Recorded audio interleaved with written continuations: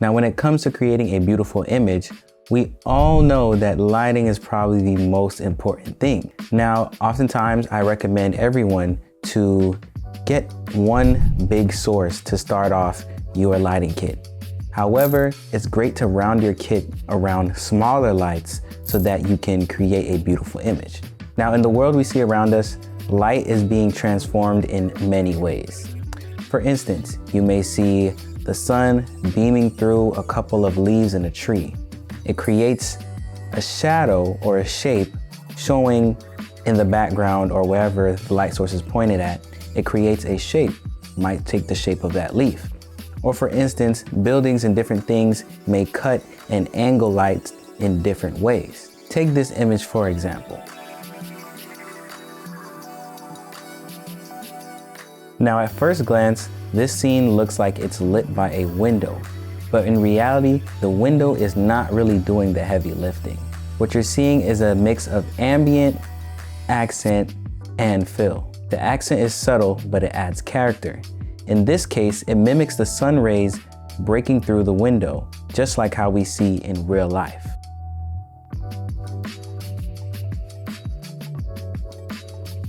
We have our accent light just to add a little bit more flavor to our image. And then of course, we have our key lighting our subject.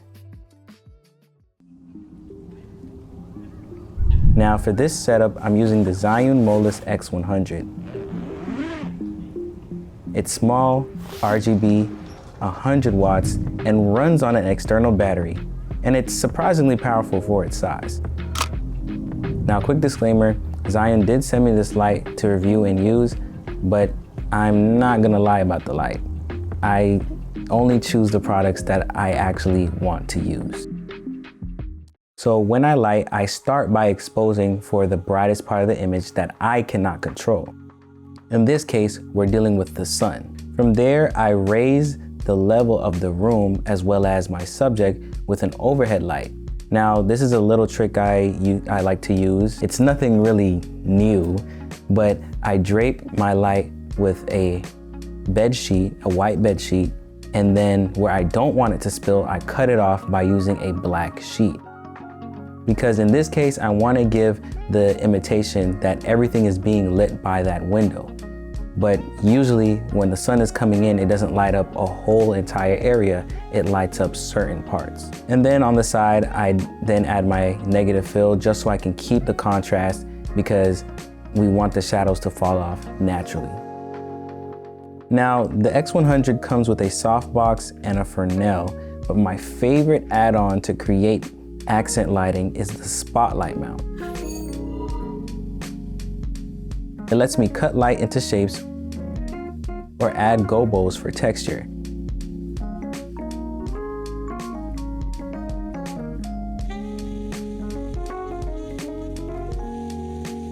For instance, that's how I got this little nighttime moody shot where the light can be coming in from an ambient street light, or you can possibly interpret it as it's daytime, it's early morning, and the sun is just rising. Those subtle textures through blinds make it believable.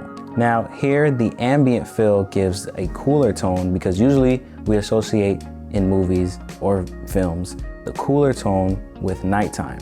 Then we have the side fill just to raise the levels of her face, matching the same exact tone.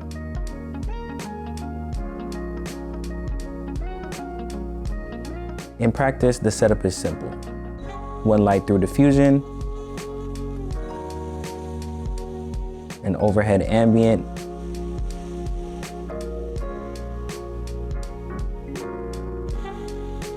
and a warmer accent spilling across her face, wall, and the bed, just like how we see in real life.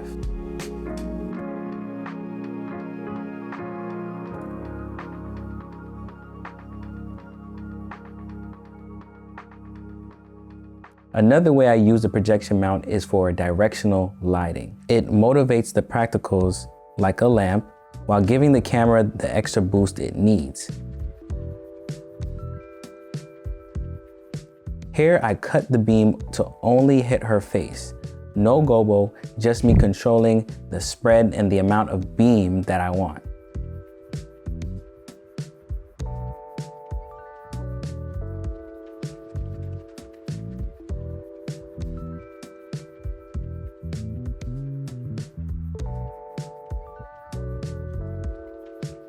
Then I just bounce a touch of golden light back in to warm the skin tones. Combined with the soft overhead fill, this balances exposure while keeping the shadow side alive and cinematic. Now, another way we use lighting to create a realistic source is to use a Fresnel. Now, Fresnel is really more of a hard source, and you can use the barn doors to project where you want that beam to be showing. Hard light is often sometimes tricky. I know we hear a lot about soft light, but when controlled, it creates drama and realism. The barn doors help keep the beam from flaring the lens and washing out contrast. Notice how it mimics the sunlight blasting through the trees on a sunset day. You can also use a Fresnel attachment as a strong backlight. It's a completely different look from the soft setups we had earlier, and it shows how versatile this light really is. Now, this setup honestly surprised me because while it's portable, it's still powerful enough to push as a sun motivation even in the daytime. It also works during the nighttime, and usually when we have lights outside, they usually don't run on battery. It may run on V-mount or it may run on a generator. But for smaller shoots, I don't have all that setup time, so I like that it has an external battery. No cables and no outlet. That freedom to have that is huge. But you can also power it by running it off of a USB-C, whether that's to your V-mount or any portable battery bank. Either way, it's very impressive what this light can pull off. It also has a Bowens mount adapter, so you can adapt any other lighting modifier you may have, and it will work perfectly. Now let's do this very guerrilla style, very DIY, very non-big set-ish. I'm gonna show you guys what you can do with just a big source. So let me show you guys real quick. So right now, I'm simply just having the big source right directly in front of me. As you can see, it's literally just a big source, and this is like maybe like 45-degree angle. Like, it's not really covering my whole entire face, but I'm letting it bounce and I'm letting it escape freely. So as you can see, this image right here looks good. However, what I'm actually going to do is I like my stuff more moody. So I'm just going to add a little bit of negative fill just to the top, because keep in mind, white walls are very reflective. So it can flatten your image or make light bounce to areas that you don't really want. So I haven't changed any settings. I haven't changed my ND, any setting. I haven't dimmed the light. The light has still been on about 30, maybe 30%.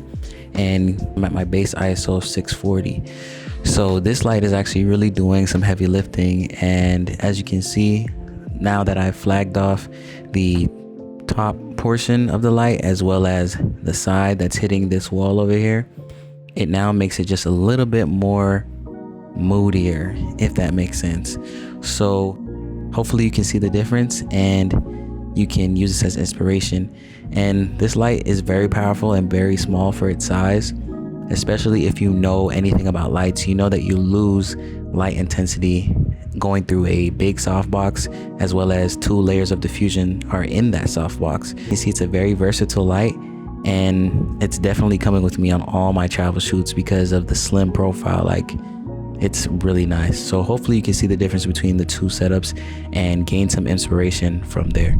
But anyways, guys, if you want to create better videos, better photos, everything creative, go ahead and subscribe, like, comment, and stay tuned for more videos, because we're heading back on that train and it's rolling. So don't miss the stop. Was that Courtney?